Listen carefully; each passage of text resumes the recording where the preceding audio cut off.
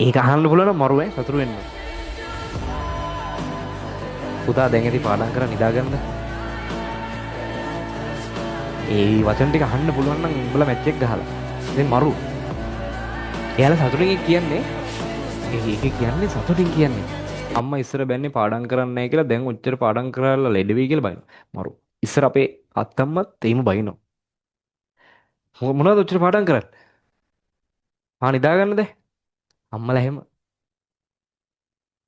පාඩම් කරද්දී ඒක ඕව කරද්දී ඒ කට්ටිය කලබල වෙනවා. අසනීප වෙයි කියලා.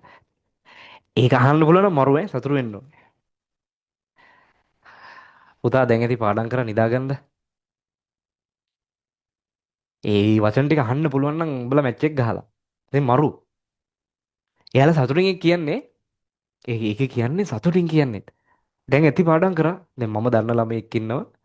මේ ඒ ළමයටත් ගෙදරින් අම්මා බයිනවා ගොඩාක් පාඩම් කරන්න දෙන්නේ නැහැ. ආදරේ. එයාලා දන්නවා මැච් එක ගහ ගන්නවා ගේම ගහ ගන්නවා. ඔක්කොට වඩා ආදරේ ලොකුයි. එහෙම තමයි. ඒ නිසා ඔයාලා බලන්න ඒක නේද? ඒ වචන ටික ඇහෙනවා කියන්නේත් මරු බා. ඒ වචන ටික ඇහෙනවා කියන්නේත් සුපිරි. ඔයාලා හොඳයි. හොඳ ළමයි වෙලා. අම්මලෙන් පුළුවන් මේ වචන ටික ගන්න. බයින්නේ මේ බහුතරයක් ලංකාවේ 90ක් 95ක් අම්මලා තාත්තලා වැඩේම පාඩම් කරන්න නැහැ කිය බයින් එකනේ. පුළුවන් නම් ගන්න අර. අද පාඩම් කර ඇති නේද දැන්? දැන් නිදා ගන්න. සතුටින් කියන්නේ. මරු. සමහර ඉන්න අම්මලා ඔයාලා පාඩම් කරන අම්මා මේ ටීවී එක පොඩ්ඩ අඩු කරගෙන බල බල ඉන්නවා. පාන්දර හරි නැත්තම් පාත්‍රයක් බලනවා. අනේ සමහරු නිදි කිර කිරා නිදා ගන්නවා. මේවා පාඩම් කරන අය ඉන්නවා. තේ එකක්වත් ඕන වෙයිද දන්නේ නැහනේ. ඒ මිනිස්සු දුක් විඳිනවා.